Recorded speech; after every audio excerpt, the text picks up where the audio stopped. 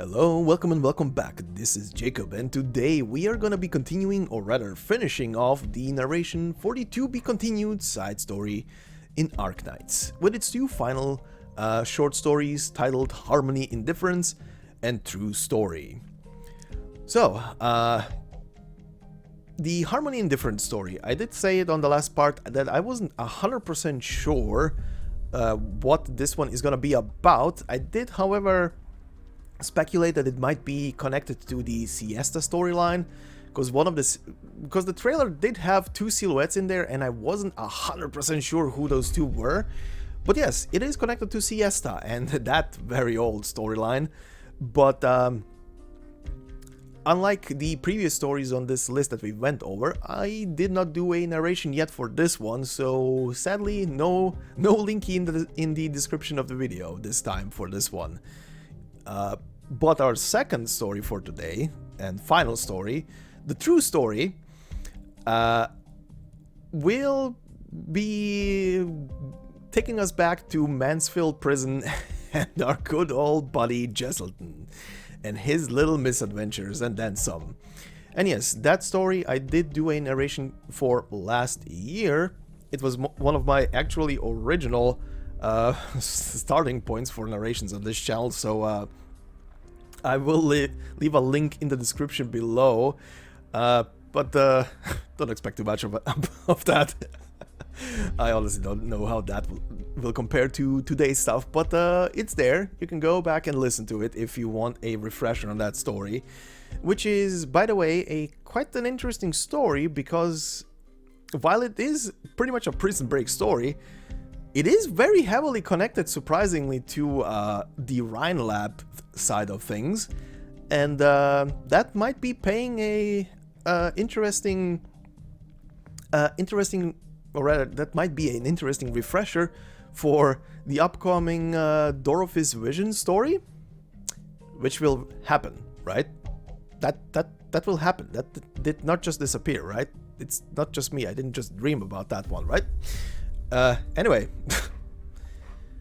so let us begin with our first story for today. Harmony in Difference. Well, let's revisit Siesta, shall we?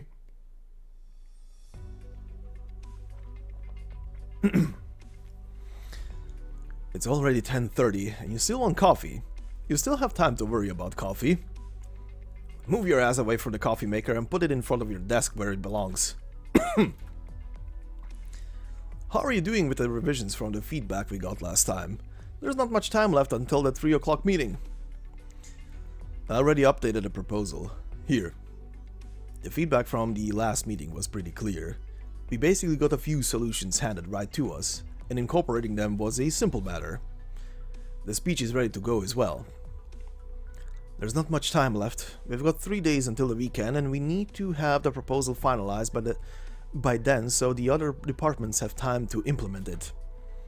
Be extra careful. The mayor's been very clear about his intentions, and this isn't like before. Volcanoes don't wait for anyone, and I'm not joking around when I say that. Yeah, I know. Let me take a look at what you've written. Here, it's this one. The speech is attached underneath. What? To be honest, when I was drafting this proposal, it felt like there was one issue that couldn't be resolved internally, so that needs to be brought up to the meeting, at the meeting for the boss to discuss with the mayor. Which issue? It's hard to say, but let me explain first. You see, we proposed a plate-by-plate migration model for the relocation, with the key technical and managerial personnel for each plate going first.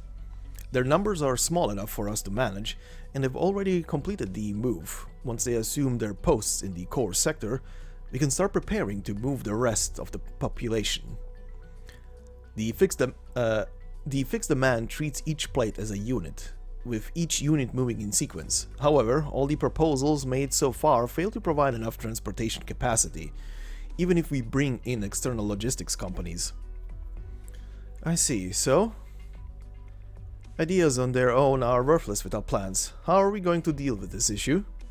I hope you're not planning to bring it up at the meeting just to let the Bureau of Administration and Transport worry about it.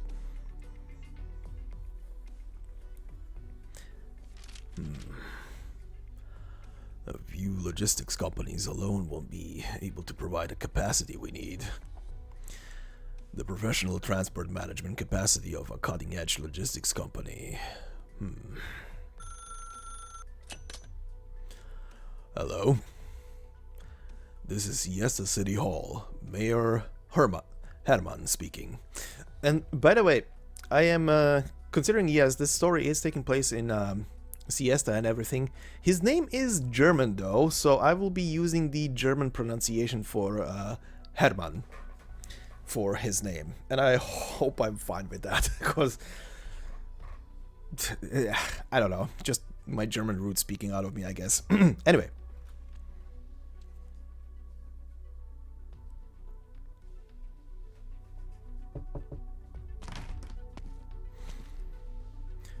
Apologies for the interruption, Mr. Mayor. I'm here to confirm today's itinerary with you. Please take a look here.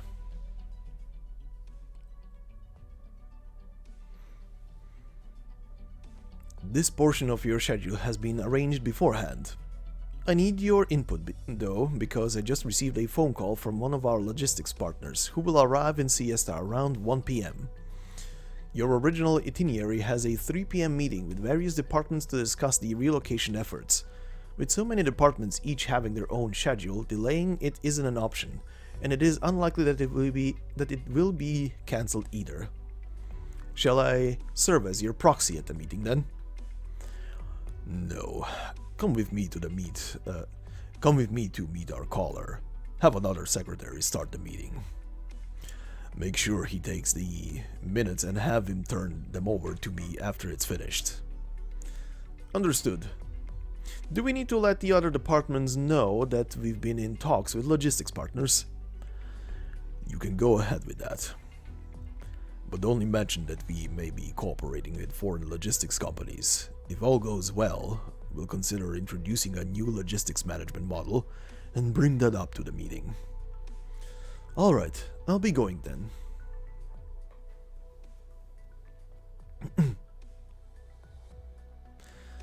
Yes, that's the current situation. The mayor will be discussing things with our clients this afternoon, and the meeting will pertain to the subject matter I just mentioned. Please refer to this document. This message comes straight from the mayor. Any questions? None from me. Appreciate a heads up. Thank you very much. Listen up, you still have 4 hours, starting now. Look, here's another version of the proposal I prepared earlier. It's a letter of intent for the introduction of a new logistics management model. Huh? Huh, would you look at that? I'll let you in on a bit of good news then. If this job ends up being a success, everyone's getting a bonus. So do your best out there.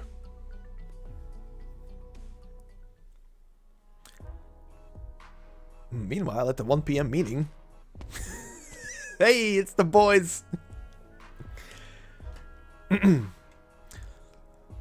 Mr. Mayor. Thank you for reaching out to us. It's an honor to have this opportunity to cooperate. So yes, if this isn't a surprise, this story is also connected to Code of Brawl, in a sense. In which sense, you will see very soon. No need to thank me. Cooperation is a matter of mutual benefit. Is this your son? I'd like him to get a wide variety of experiences as soon as possible. If he never goes out and sees the world, he won't be able to adapt to the changing climate. Hello, Mr. Mayor. Good afternoon. As a token of our meeting, I'd like to present you with this watch. Thank you. However, I don't believe it's appropriate for me to accept gifts from Mountain Dash Logistics at this point, either publicly or privately. Mr. Uriel, we've previously spoken about our project's needs over the phone. We've invited you to Siesta in the hopes of reaching a final agreement on our contract. I see you like to get right to business. We've already read the document sent by City Hall. Given the size and scale of Mountain Dash Logistics, we are more than happy to have the opportunity to work directly with the municipal government. Naturally, we also hope that this joint endeavor will be a fruitful one. So, what does Mountain Dash think of the terms of the contract? You are a man of honor, Mr. Mayor, and Mountain Dash is more than willing to sign. However, because cooperation is a two-way street, I would like to renew our discussion about the quote. This wristwatch can be stopped at any time, Mr. Mayor. Very well. Mountain Dash has quite the appetite. You misunderstand me. What I meant to say is that we are willing to provide this service free of charge. What are your terms? Take a look at this, sir. This is a letter of contractual intent, drafted by Mountain Dash. Since we will be working directly with the municipal government, we also hope to take our cooperation to the next level. What we would like is for Mountain Dash to be able to start a new subsidiary in Siesta, not restricted by local competitors and messengers. I thought as much. Then I assume you know the weight of what you are asking for, Mr. Uril. Herman leans lightly back in his seat. Mr. Mayor, your scheduled 3 o'clock meeting is about to begin. I know. You have a very sharp secretary. My criteria, for one, are not based strictly on ability, but also on whether or not they can understand what I'm thinking. It also depends on the situation. City Hall has no shortage of candidates. Mr. Mayor, though you recognize that a distant spring is ill-suited to quench an imminent thirst, you still choose to live far away. As you've just heard, my meeting is about to start, so... Is there anything else Mountain Dash would like to show us? What if I told you that we're capable of meeting both your needs? We're not here to make money, but to solve problems. What do you see as the problem then? Whatever you might need help with. And what exactly do you think I need? Restructuring. After establishing a new logistics company built off of Mountain Dash, you'll be able to leverage them to facilitate free trade and establish a network of trade agreements not beholden to any political entity. Imagine a future where Siesta will be able to enter the markets of foreign countries as a neutral entity under those agreements, becoming a commercial hub capable of supporting its local businesses and government. Well, I can see that Mountain Dash has a clear vision. Thank you for the time. The secretary steps forward, ready to receive the documents Herman is handing back. Uril then leans forward. Mr. Mayor, what do you think of Colombia's pioneering business model? Toronto circles the country year-round, bringing continuous economic benefits to Colombia. Toronto. Designed as a pioneer trade city, it will never have a future beyond what Colombia has planned for it. Pioneer cities have always been different from modern nomadic cities. They couldn't have less in common with Siesta. The only common thread is that its immediate benefit to Colombia far outweighs the potential risks of its somewhat independent status. So, Toronto will continue to chug along, extracting things from the wastelands that other nomadic cities cannot. Do you understand me, Mr. Uril? Of course.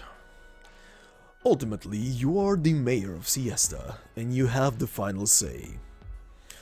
However, Toronto's economic model has been set in stone, and will not change in the future.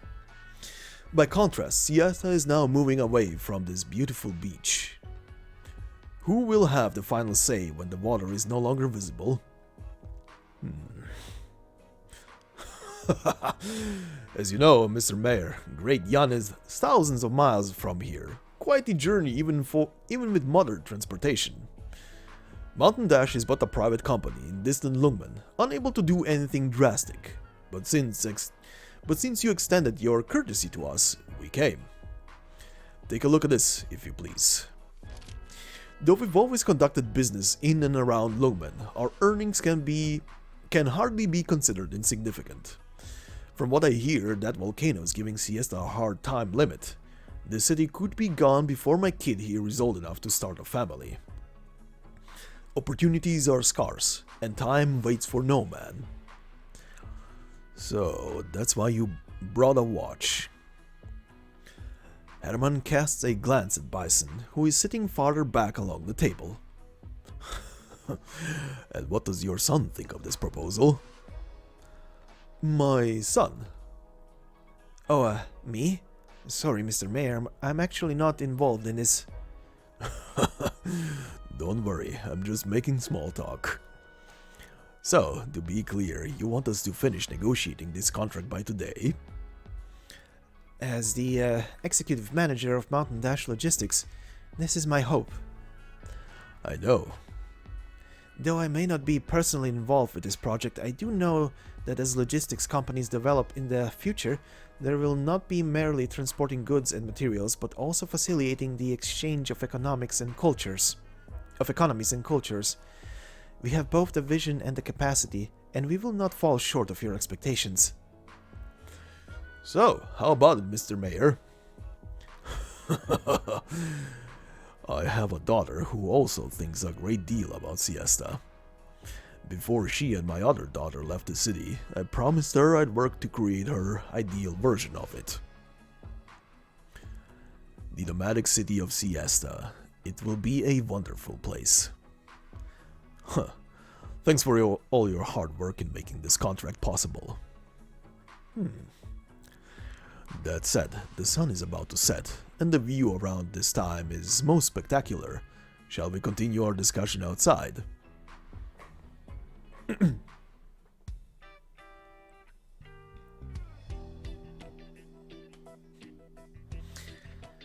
That's the last. That's the last of the batch. Once we finish selling our inventory, we should pack up and head for the new city. Huh.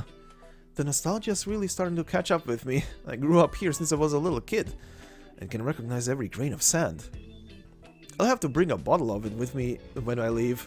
Who knows if I'll ever get the chance to return. I won't, will I? Who can say? It's too early to start moping. Oh, someone's heading our way. Get their attention. Welcome, welcome. Try our special charcoal grilled sandworm legs. Sandworm legs? Ugh. The shop's about to relocate in a few days, and we might have to change to a completely different menu by then. Get them while you still can. What is this? To answer your question, Bison, that is where you turn around and run.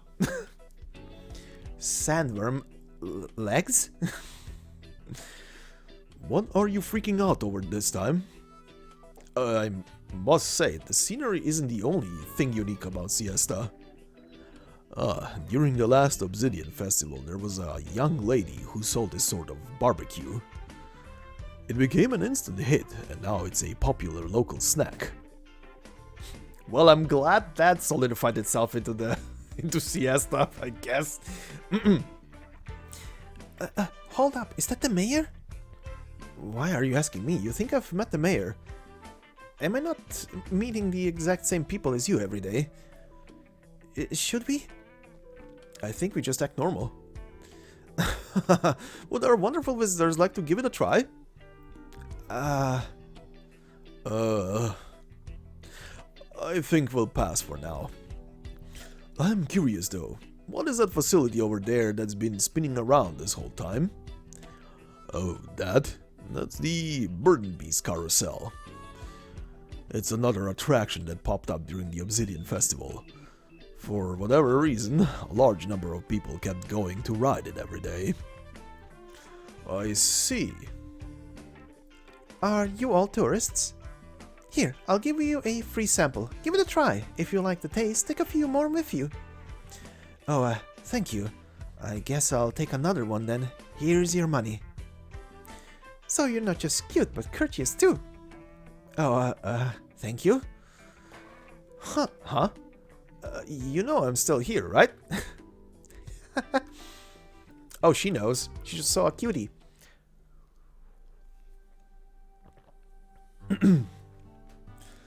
Mr. Mayor, Mr. Ural, this way please. Enjoying a meal while overlooking the ocean is incredibly popular among tourists. The view here is simply unbeatable. Even after the relocation, Siesta will continue to retain this aspect. Even as a nomadic city, she will not lose what was once hers. Of course not. You've done your diligence to ensure that. Your dishes are ready. Please enjoy. Ah, beautiful scenery and delicious food. Fresh fin sashimi truly is an altogether different experience. By the way, those two shopkeepers earlier mentioned changing their menu after relocating. There's no shortage of things to take into account as a small business. Some of the beachside recreational facilities have yet to be removed. You and your son are welcome to experience them for yourselves. I appreciate the offer, but I think I'll be fine here. Your son is incredibly well behaved. Most children his age would have already dragged their parents off to buy tickets. That's the air of Mountain Dash logistics you're looking at, though I'm also fine with him walking his own path. By the looks of things, you've been teaching him well from an early age. It's good to have an eye out for the future. As if. It's also apparent that he still has a long way to go. He's a bit better behaved these days, but you have no idea how much he worried me when he was younger. You're being too modest, Mr. Ural. This isn't a matter of modesty. If you ask me, every father has gone through the same thing. Just don't laugh at what I'm about to tell you. When he was around 4 years old, the school held a parent-child event, and I went to participate. But when I got there, I realized it was actually a tug-of-war competition. His mother wasn't in good health at the time, so I had to join in. I assume you've never lost a game of tug-of-war. Right, nobody can beat me in that, so it didn't take long for us to get first place. But the problem was, the other little kids weren't going to take their loss lying down. After seeing us win, they all wanted in on it. They started running over and tugging at my legs, calling me Dad in the hopes that I'd help them win. What'd your wife say? She wasn't there at the time, because of her poor health. Lucky man. But my kid sure was generous. He pushed me out there himself, saying that the teacher taught him that sharing is caring. I didn't dare open my mouth. Dad! Stop telling embarrassing stories, Dad! I mean...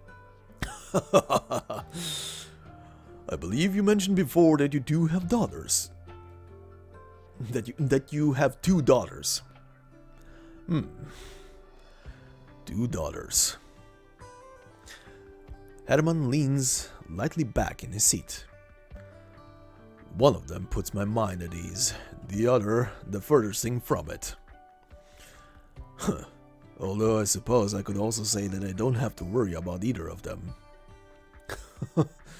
I never would have expected you to treat your children that way. This was a few years back, but when the troublesome one was still going to university in Victoria, I almost never got invited to go and see her. Only once did I make the time to go over to her school to talk to her professor about how she was doing. So imagine my surprise when I found out she'd gotten someone else to pretend to be her father for the parent-teacher conference. Your daughter's got some serious guts. That is one thing she'll never be short on. I stayed there and listened in for a while. I was pretty angry at the time, but I had to admit, that daughter of mine, the flowers grow in a greenhouse may be elegant and beautiful, but I'd rather she be the weeds that sprout up there instead. To be able to do that proves that she indeed is my daughter, so I trusted when she's out there on her own in the world, she has the ability to overcome any obstacle. What's more, she's a good judge of character. You see, later on, I sent someone to contact the man she had impersonated me. Oh, do tell. I ended up asking him to come and work for me. As expected of you. He must have been quite talented indeed. Oh, are you him? You flatter me, sir. So yeah, the secretary. What a story. So, how are your daughters doing these days? They're both working elsewhere now. Just a little longer and I plan to kick this kid out too, so he can get a good hard long look at the real world. I have a few old friends over in Lungmen. They're a bunch of knuckleheads, but I know that as long as they're around, nothing bad is going to happen to my boy. So yes, this story is placed in between the Siesta story and the Code of Brawl story. So, while I cannot link the Siesta story, because I never did a narration for that one in the description of the video, I will once again link the Code of Brawl story. Because they do appear, well, not the mayor, but our dear buddy Uriel here does appear in that story at one point. And obviously Bison is there for the ride from the very beginning. It's no easy feat trying to make sure your kids turn out fine when they grow up. I'm sure you're only here because you wanted the best for your son. I fall short of my wife in that respect. A few years ago, between my young son and my sick wife, I was seriously considering scaling back the business. She wrote dozens of letters interrogating me. If not for Rimbilliton and Great Yan being thousands of miles apart, I'm sure she would have given me an earful in person. It's thanks to those letters that Mountain Dash is what it is today, and the kid and I turned out the way we are. You truly are a lucky man. Herman falls silent while gazing at the waves crashing against the shore. I hope your wife gets well soon. Thank you, Mr. Mayor. Mr. Mayor. Just call me Herman. Mr. Herman, I can truly see that you're not just a mayor, but a father as well. You're not quite what I expected either, Mr. Uriel. Care for a glass? Victoria's grapes are sanguine in color and rich in aroma. Barrel brewed in Gaul with a light cedar-baked flavor. Have a taste. I brought it from Lungmen. Ah. Silly old me. I've had so much to drink that I can't even hold my glass straight. No point in crying over a bit of spilled wine. Happens all the time. I'll pour you some more, as long as you don't drop the glass itself, that is. I don't even know how long it's been since I've held out my glass like this. What if my hand shakes and I end up breaking it? Don't worry, I'll hold your hand steady. These hands of mine have conquered an entire school in tug of war. I suppose I have nothing to worry about then. The two men raised their glasses and looked out across the scenery before them. The sun was setting, but the surface of the ocean glimmered even more brightly than it had during the day. Mr. Uriel. Yes. The wine you brought from Lungmen.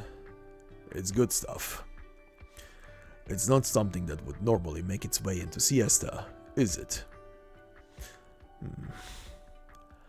Then I trust that it's also that it'll also suit the tastes of people from other countries. And I trust that Siesta will enjoy this wine all the same.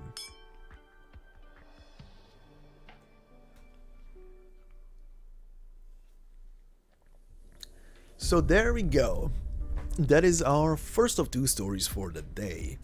So yeah, did not expect it to actually also not just tell something of a story pertaining to the events after the Siesta story, but that it would also link up to Code of Brawl and serve as a in-between for the 2 stories?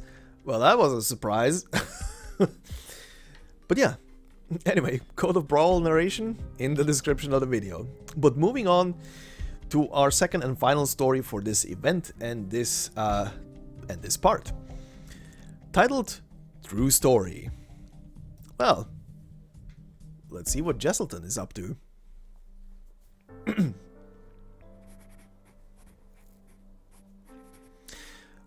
Also, please pay attention to the text on screen and what will happen in a second. I think that is a bug in text and it should have stayed tilted, but whatever. Jesselton ponders at the word much for a brief moment. He takes out a yellowed letter from his pillowcase. The sender of the letter is Mr. K, and he is the recipient. He quietly reads its contents to himself under the dim light from outside his cell. Please wait patiently for the time being. Do not attract attention or cause trouble. You are still an important asset to Beachbrella, and we will keep your position and benefits unchanged. As long as you maintain good behavior while you are imprisoned, when the time is right, we will restore your freedom and double your compensation. The company is too slow to react. Look how long it took just for this letter to reach me. Jesselton shakes his head and neatly folds the letter, puts it into the envelope, and stuffs it into his pillowcase.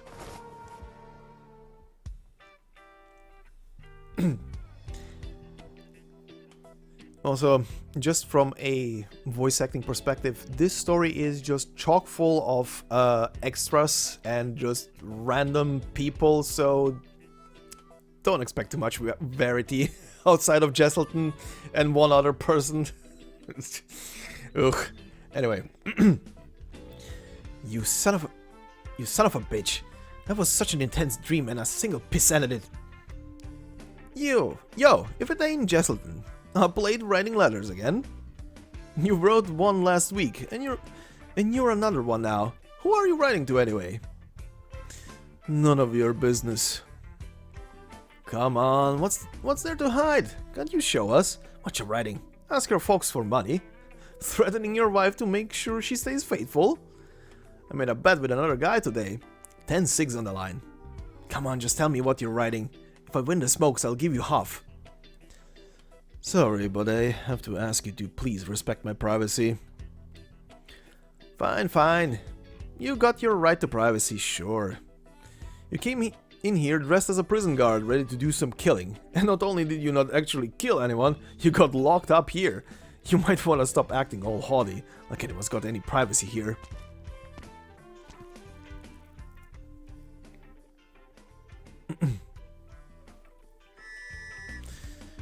Is that all of them? Jesselton's not here yet. Jesselton? What's with him this time? He tripped when he left his cell and slammed his head on the bars.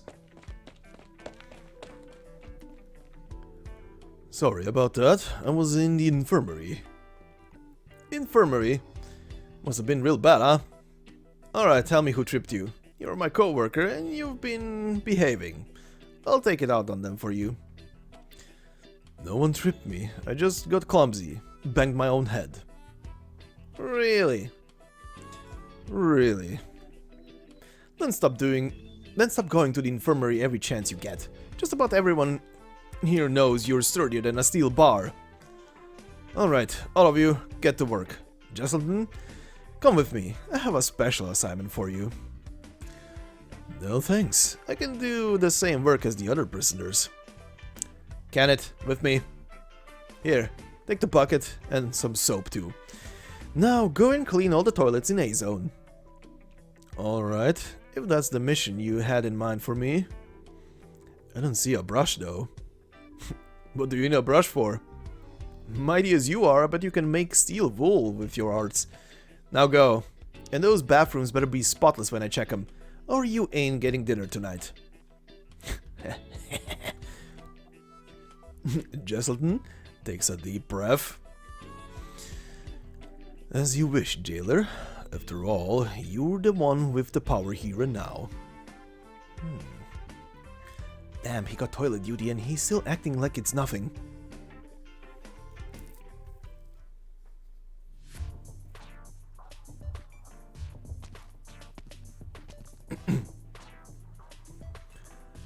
Jesselton, you're back. Nice work. Must be hard doing a dirty job like that. No big deal. Nothing I'd ever worry about. Here's a roll from lunch. Thanks, Rick. I'm glad I went to the infirmary to poke around for you. So you didn't actually slam into the steel bars. You faked it to help me out? How could I ever repay you? So how's my prognosis? The doctor is a pain to deal with. It took a small sum of money to get him to talk. He says your liver disease needs attention now. Jesselton, you made a new friend again, huh? I don't care what you do here, you're fighting with us today. Sorry, but I'm not interested in your games. Not interested. You know how we've been getting our asses handed to us by the infected punks? Ever since you let Anthony get away, the B-Zone assholes have been giving us less and less respect. This is all your fault, and you're telling me you ain't going. If you ain't going, then just you wait. The next time you are on toilet duty, we'll have a surprise for you. Sorry, but I'm not quite as vulgar as your kind. I don't find such lovely violence satisfying in the least. Jesselton, you should go.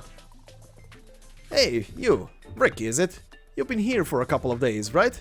Here's some serious advice. You better stay away from this guy. He's not the kind-hearted soul you think he is.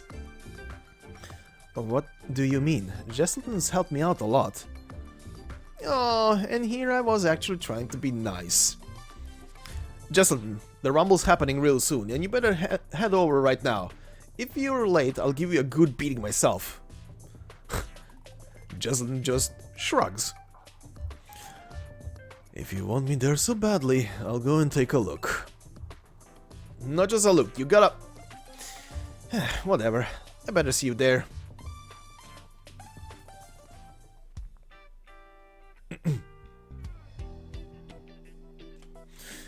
Look who's here. Hey, Jesselton, you look good in that outfit. Tired of being a guard, decided to join the rest of us. The prisoners from B-Zone just collectively laughing. Jesselton, I heard you could arm wrestle Anthony. These guys gotta be no problem, right? What a dumb question. I'm actually a little insulted. A few lone infected... Remembering the letter. Please wait patiently in the prison for the time being. Do not attract attention or cause any trouble.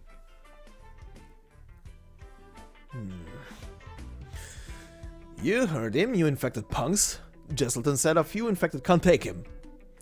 Alright, let's see what this fake jailer's got. Get him. Huh, they're fighting again. Hey, who's that? Jesselton? Hey, I'm betting on A-Zone today. Thanks for the free money then. I bet this doesn't work out for A-Zone.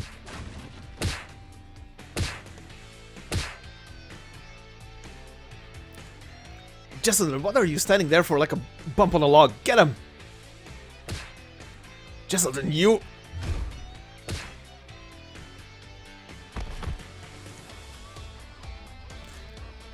Jesselton, motherfucker... What are you... Are you on their side? Huh. You Azon pussies can't take us. Your new hero here, he won't save you. Just wait. By the time this is over, we'll put you out of your misery. You know, beating these guys to death's no fun. What do you mean? The one we should really beat the shit out of is the fake jailer. He's all bark and no bite, don't you think? What did he just say? A few infected can't take him? Just looking at his face gets me heated. Even if he's not coming for me, I'm getting at least one good hit in. Mother son of a... I think I got a few broken bones. He's like a hunk of metal. It's like punching a steel plate. Well, you punched him, you idiot. Take this crowbar. That's what I'm talking about. Put him down. It's not gonna hurt him. The crowbar bent. What? You B-Zone doofuses didn't know about his arts? You say that like you could do anything about it. Besides, you guys brought him here to help out, and he ain't doing jack shit. Might as well have brought a statue. Justin, you better make up your mind right now. Gentlemen, I suggest you settle down. I never agreed to participate in your vulgar brawl. Just being here is about the edge of my patience. If any of you still had any shred of sanity left, you'd stand aside and let me leave. Still rambling away?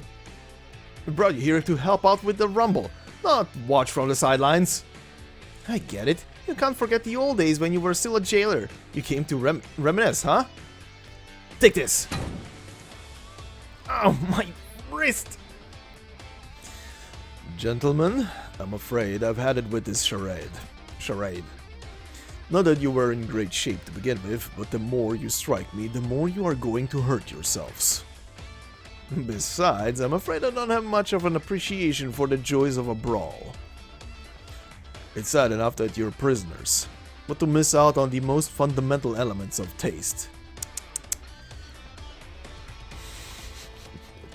Prisoner C unleashes a string of Colombian profanity, too filthy to render faithfully. That is a line. But they could use Mother F and pussy? Alright.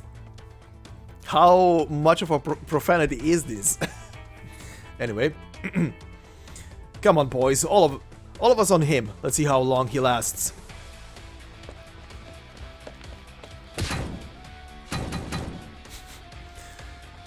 I thought the Azon brought him here to help out. What's this? Friendly fire?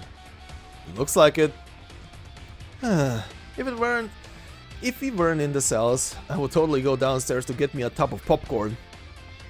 So what do we do now? Watch the show? What show? Didn't I just say there's no popcorn? We're joining in and beating this asshole down. Oh, good luck with that.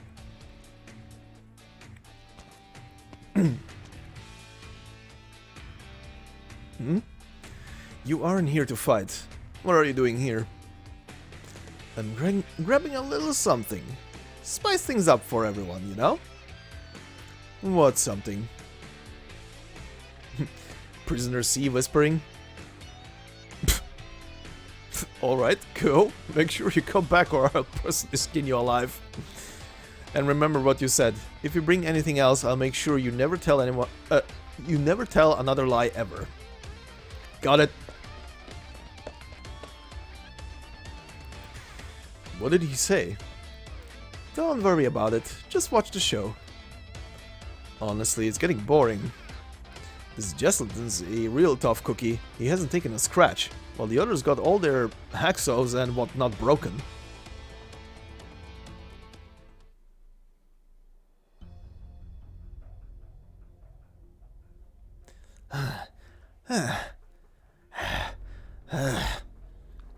Well, this was hardly my intent, but it seems none of you can fight anymore. If me being here moved you a little closer to a truce, then this hasn't necessarily been a total waste. Adieu, gentlemen. Something splashes all across Jesselton. What's this? Acid? No, this is... Ugh. Shit, this stings! Where did it come from? Who brought it? Jesselton, weren't you like... real badass? Got fine tastes and shit, and no one can do nothing about you? I got you some of that water you used to clean toilets. How does it feel to bathe in it? What you gonna do now? Give me a beatdown? Come on, do it. Weren't you all nice and calm just now? You are still an important asset to Beachbrella, and we will keep your position and benefits unchanged. I'm not going to stoop to the level of a bunch of thugs. Coward, wimp. You can say all you want and do whatever pleases you, but your filth won't hurt me one bit. Your underhanded moves do nothing but demonstrate your senselessness. Now, I bid you good day. Jeez, I'm starting to look up to this guy some. Get lost. Your stink is killing us here.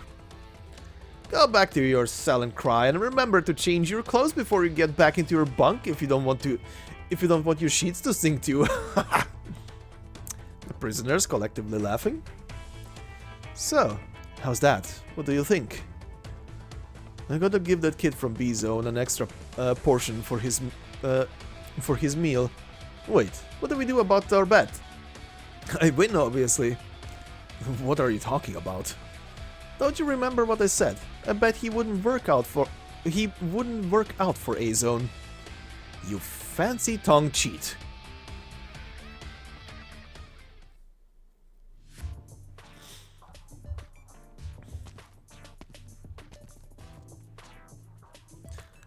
Jesselton, what's wrong? Are you hurt? You stink! What did they do to you? Just their usual stupidity. Pay it no mind. How could they do this? Do you have a spare uniform? Lend it to me, will you? I only have one extra set myself. Jesselton? Please, go back to your cell. I'll clean myself up and wash my clothes.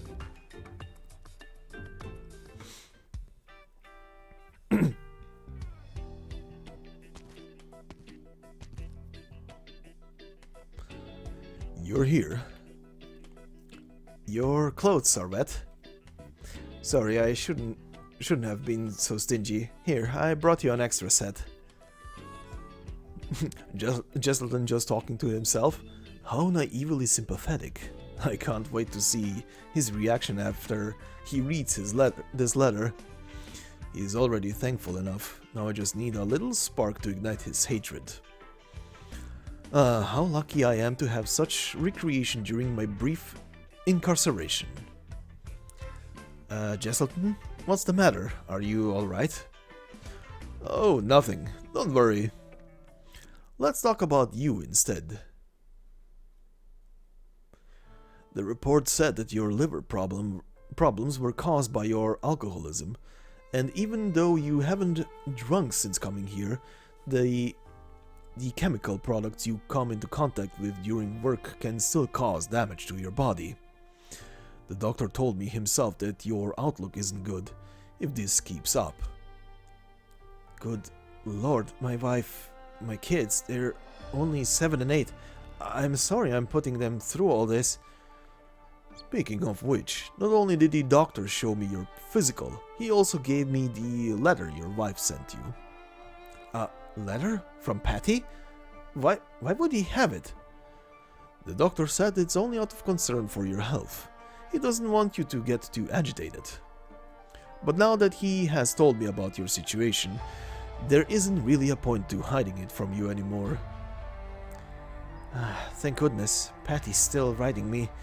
If I have to die in here, at least I can die happy. What did she say? Well, maybe you should take a look yourself. I only hope my handwriting resembles the wife's enough after all that practice. It is with sorrow that I must tell you this. I cannot bear the life you've left me. I cannot bear the life you've left me any longer. I have decided to marry Bill. What? Jesselton, this is really... Patty wants to marry my brother? He's just 15! Shit, his brother's named Bill? Think again. Do you know anyone else by that name? Other Bills, huh? Bill Dickinson, the carpenter. I'm sorry, I just love the fact that the guy is called Bill Dickinson for this for this matter. Anyway, the one who just lost his wife before I was arrested? I need to talk to Patty face to face. How could she abandon me just because I'm in here? She's gonna have our kids call that old lame carpenter their father. I'm sorry, Rick. Jesselton, I don't know what to say. If you hadn't brought me this letter...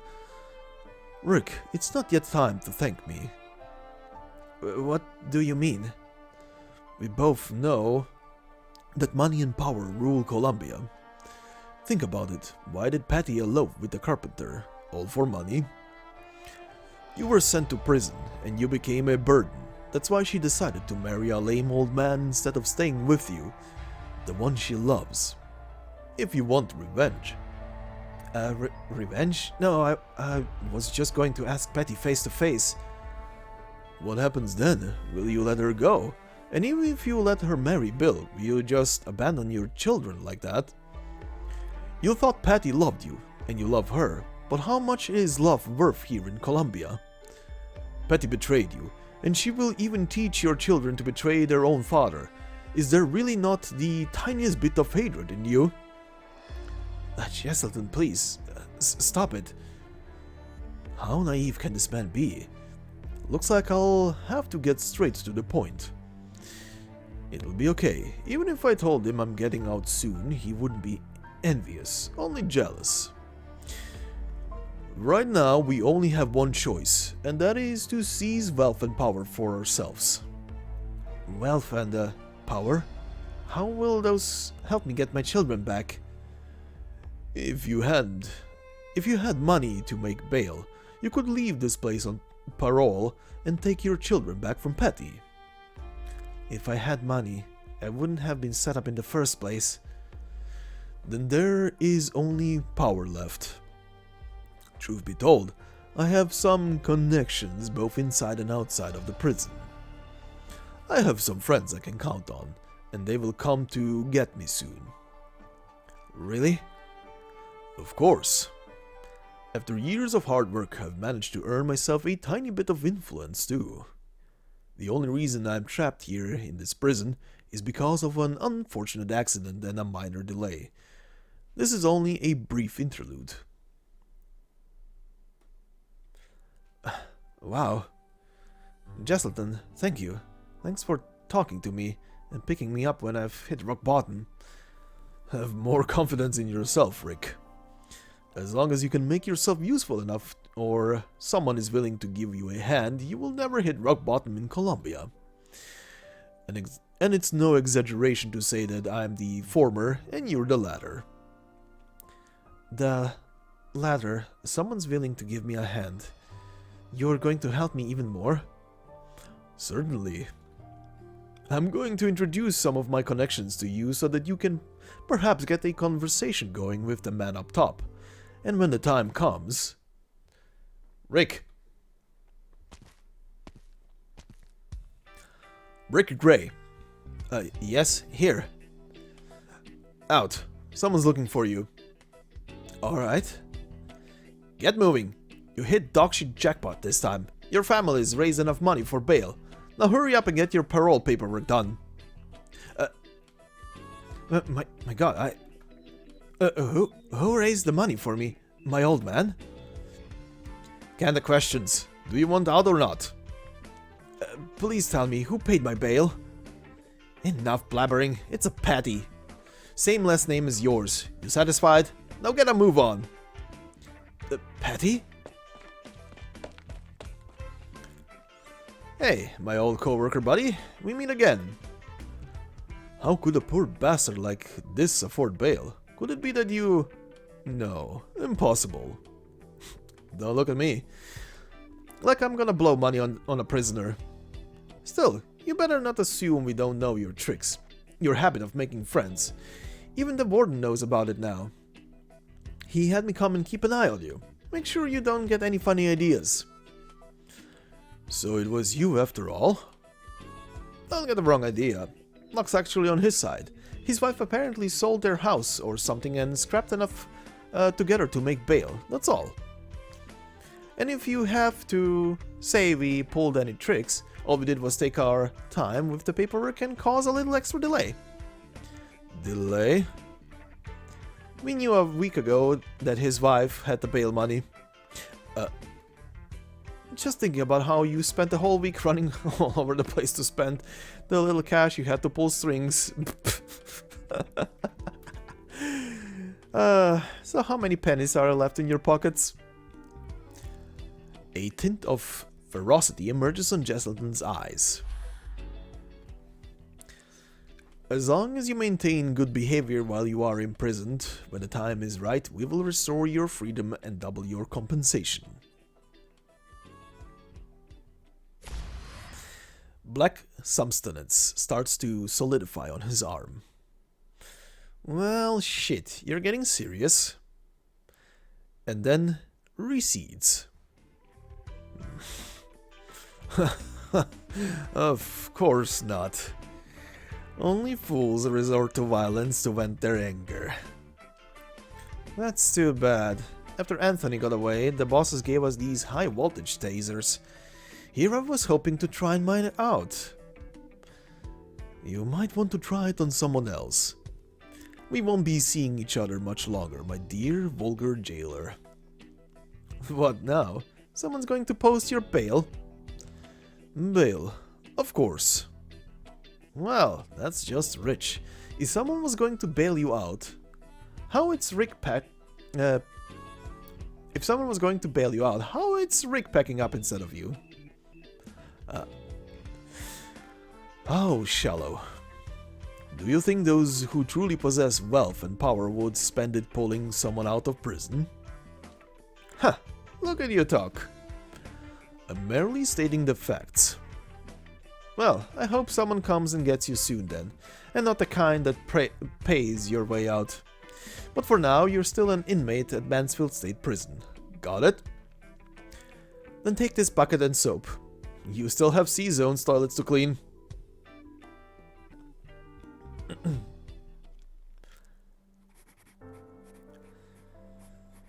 In your letter, you called me an important asset to the Beachbrella Company, but I understand that I am merely one of the company's countless employees. The only reason that I am considered a more valuable asset than others is the greater power I possess. I implore you to help me out of this place as soon as possible.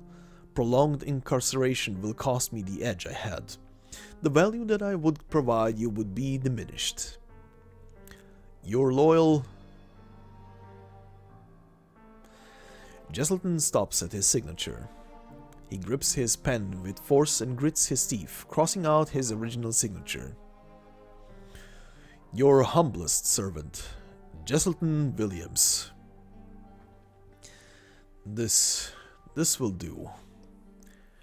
Chin up, Jesselton. Chin up. You've been Beachbrella's Employee of the Year for 5 consecutive years now. They will not abandon you. They will not abandon you. That's right, they will never abandon you. Soon. It will be very soon. Once I get out of this place, I will find a way to get back to these prisoners and the guards. Never mind. I'll worry about this after I'm out. Meanwhile... Voice on the television. Whatever happened to Jesselton Williams? Would Beachbrella's Mr. K extend a helping hand to his employee in distress? Stay tuned to Channel 58 and find out on the next True Stories. Passerbys A and B are just manically laughing. Oh, I'm so gonna watch this again. What's this called? True Stories? I told you were going to love the show. I've been watching it for a while now, but the actor who plays Jesselton's really nailing it. Channel 58's up their game with this one. Where'd they find such a great actor anyway? What else is he in? No clue. The main selling point of the show is its mockumentaries, and they don't even credit their actors. He's probably fresh from some drama school. I bet he's got a bright future ahead of him. To a bright future. To a bright future. This is some good stuff. Fine booze. You know, I'm just thinking. What if that guy wasn't an actor, and he was actually the guy himself? What do you think? Not a bad joke. I'm not... It's a good one.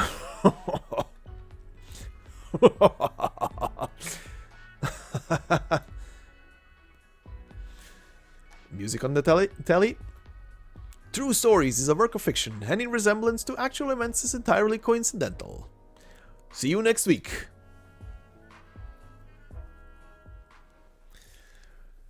So, yeah, just not to confuse people, from my understanding of that, the story is that a Colombian television series that does, like the gentleman there said, in quotes, mockumentaries, is actually doing like a actual recording from prison, showcasing what is happening, and apparently Jesselton is their new little star. So enough to say is that a lot of the events around Jesselton are probably very, very staged, and cannot say that asshole is not deserving it. But anyway, that was a fun one. But yeah, holy boatload of side actors in this one.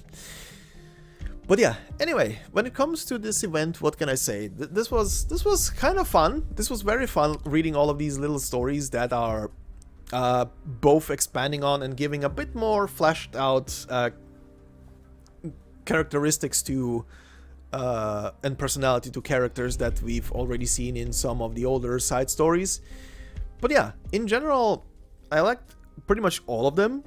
When it comes to just showing what characters are up to in their future and giving a bit more like expanded knowledge about them and stuff, probably the first, third, fourth, so Browntail, Wolfpack, Roy, are probably the best, at least in my opinion, the best ones at it.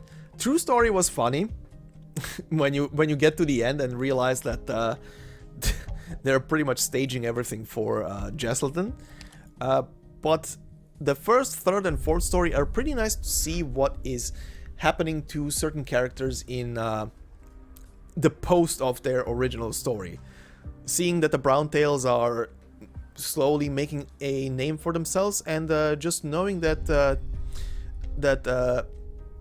those two are actually also appearing in the Guide Ahead story that takes place potentially definitely way later after this little short story, considering it's taking place in 1099? No, 1060? I can't remember the year anymore, Jesus. Kind of went out of my head, but yeah, it takes place at least a couple of years later from where we actually first meet them. But nice to see that they're moving ahead with re-establishing their family, and as we've seen from the Guide Ahead story, they pretty much became kind of diplomats for Kierak along the way, or emissaries in a sense, which is cool. And this story was essentially like potentially a beginning for them. The Until Next Time story, I don't know. Most of the stuff in this story was already kind of depicted in Invitation to Wine, quite honestly.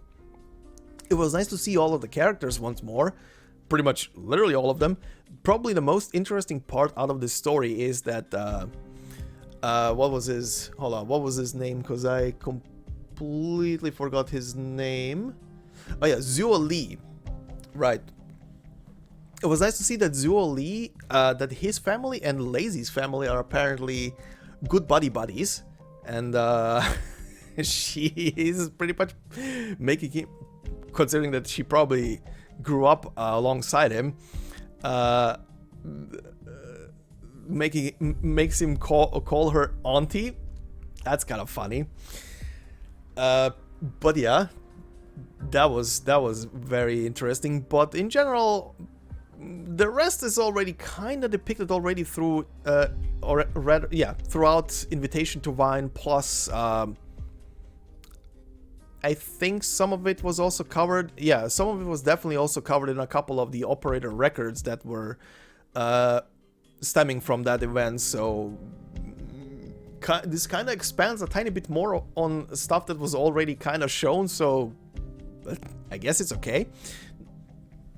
Then we get to Wolf and Wolfpack. Now this was kind of interesting to see, especially because, like I said in that episode, I've literally just recently did the narration for this one, and was very nice to see a continuation of the story, or rather to see where the two mafia bros ended up and what happened to Lapland afterwards, and that the story is essentially a in-between for Code of Brawl, between Code of Brawl and the Siracusano storyline that is gonna be released in a very short few months.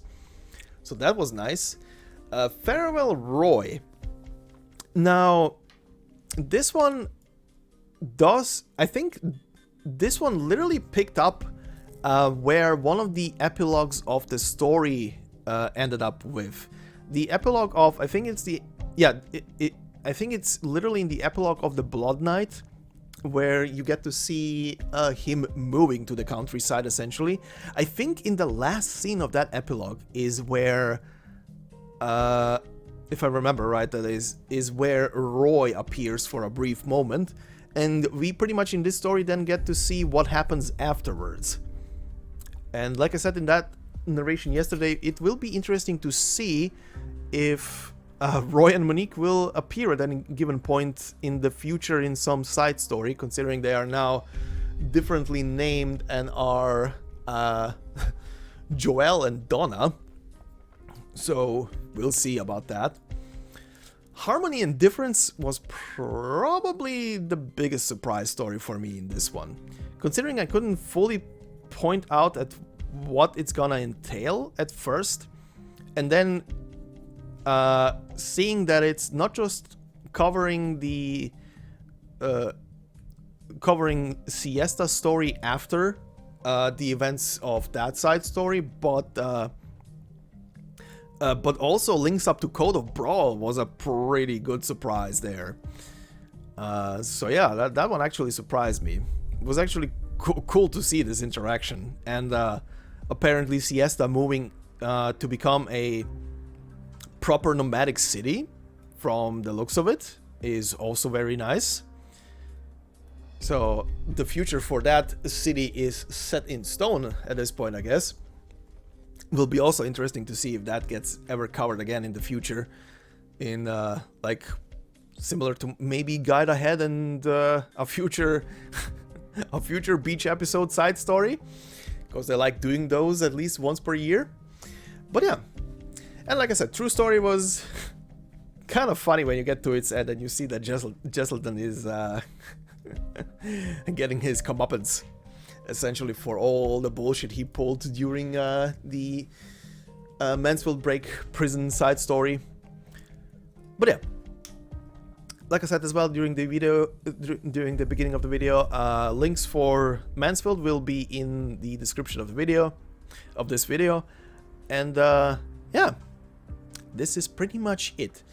So, when it comes to what comes next on the channel, I've already said this in the community post, but this week we will be continuing when it comes to big stories on the channel. We will continue with the main story narration, obviously, which will be the beginning of chapter 10 finally, and finally catching up and being caught up with it before chapter 11 releases.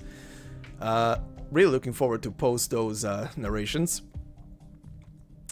Outside of that, the rest of the week will be filled up with small little